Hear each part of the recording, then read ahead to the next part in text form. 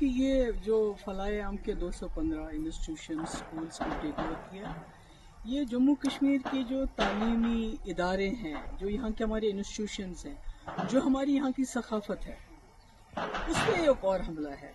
मैं इसलिए सकाफत और जम्मू कश्मीर के तशख्खुस के साथ इसको जोड़ रही हूँ क्योंकि बहुत कम ऐसे स्कूल हैं FAT की तरह जो स्कूलों में इखलाकी इस्लामी तालीम के साथ जो रेगुलर एजुकेशन भी देते हैं।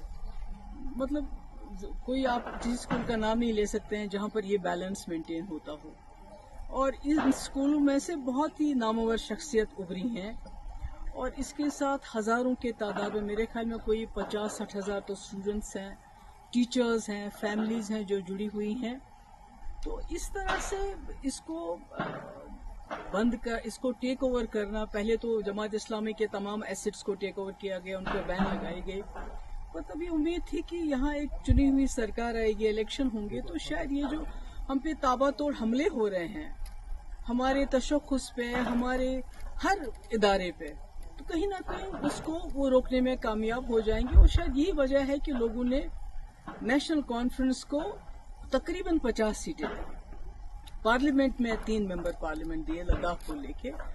तो पर अफसोस की बात है कि बजाय इसके कि वो इस चीज़ को रोके, तो ये गवर्नमेंट की तरफ से ऑर्डर आना, मुझे लगता है कि ये मतलब एज अ कश्मीरी मुझे लगता है कि ये जो लोगों का जो भरोसा है उन पे क्या गुजरी होगी, मैं उसका अंदाज़ा नहीं लगाना चाहती। क्योंकि पिछले इलेक्शन में तमाम लोगों ने अपनी आइडियोलॉजी से बालातर उठ के, चाहे वो जमात इस्लामी थे, चाहे अहले हदीस थे, चाहे एम्प्लॉयज थे, चाहे टीचर्स एसोसिएशन थी, चाहे नौजवान थे, सब ने सोचा कि एक ही जमात को वोट देंगे ताकि ये जो तूफान आ रहा है हम पे मरकज की तरफ से, इसको शायद एक जमात रोक पाएगी, एक ही जमात रोक पाएगी। क्योंकि PDP को तोड़ फोड़ करके PDP लगता था लोगों को ये खत्म हो चुकी है, ये मुकाबला नहीं कर पाएगी। तो ऐसे में ये होना, और अभी आपने देखा कुछ देर पहले जो हमारी उर्दू जबान है, सरकारी दफातर में से उसको तकरीबन खारिज किया जा रहा है। हमारी किताबों, हमारे जो सिलेबस है, जो करिकुलम है, उसमें जो है हमारे शेखुल आलम रहमतुल्लाह अलैह हैं, या हमारे अल्लामा इकबाल साहब हैं, या इसी तरह जो हमारे आगा शाहिद साहब हैं, उनको बिल्कुल उससे अलग किया जा रहा है। तो सरकार जो है खामोश है। और इस बार तो सरकार हिस्सा बन गई। आपको याद होगा 2016 और 17 में जब यहाँ बहुत हालात खराब हुए, पथराव रोके ना रुके, दिल्ली से इतनी बड़ी टीम आ गई, बड़े बड़े मिनिस्टर्स की, बड़े बड़े पॉलिटिशियंस की, और हुर्रियत के दरवाजों पे गई कि आप दरवाजा खोलिए, हमसे बात कीजिए, दरवाजे बंद कर दिए। यानी इतने हालात खराब थे। उस वक्त मेरे ऊपर बहुत प्रेशर आया था कि आप जमात इस्लामी के ऊपर क्रैक डाउन कर लीजिए, बैन कर लीजिए, इनको PSA लगा लीजिए, इनके एसेट सीज के, जो अब हो रहा है, जो इस वक्त की सरकार इस वक्त कर रही है।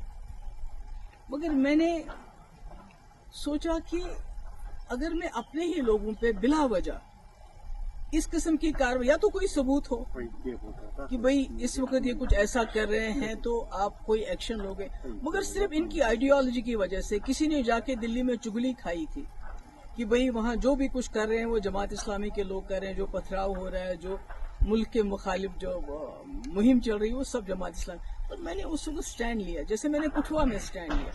हालांकि मेरे पास अक्सरियत नहीं थी, हम PDP BJP सरकार में बने हुए थे। आज नेशनल कॉन्फ्रेंस के पास अपनी अक्सरियत है, उसके बावजूद वो इस किस्म के फैसले करती है। मुझे लगता है ये अफसोस के लायक है। और इसके बारे में क्या कहूँगी, वैसे तो लोग कहते हैं कि कहीं ना कहीं नेशनल कॉन्फ्रेंस और जमात इस्लामी का पुराने वक्त से चल रहा है कि जब शेख साहब मरहूम 77 में आ गए, उसके बाद जमात इस्लामी वालों के साथ क्या किया गया, किस तरह इनके घर चलाए गए, क्या क्या हमारी मुकद्दस किताबें भी नजर आतश की गई। उसके बाद 87 के बाद क्या किया गया, जो फलाए आम ट्रस्ट के टीचर है उनको कैसे पब्लिक सेफ्टी एक्ट लगाया गया।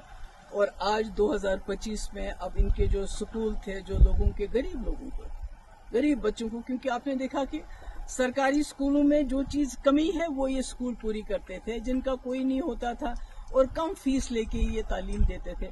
तो आज इन्होंने इतना बड़ा सिस्टम जो एक बना हुआ है उसको ایک حساب سے تباہی کے دہانے پہ پہنچا دیا ہے. کئی گھر اس کے ساتھ وابستہ ہے, کئی ٹیچر, سب کا مستقبل جو ہے. میم آپ نے ایجوکیشن منسٹر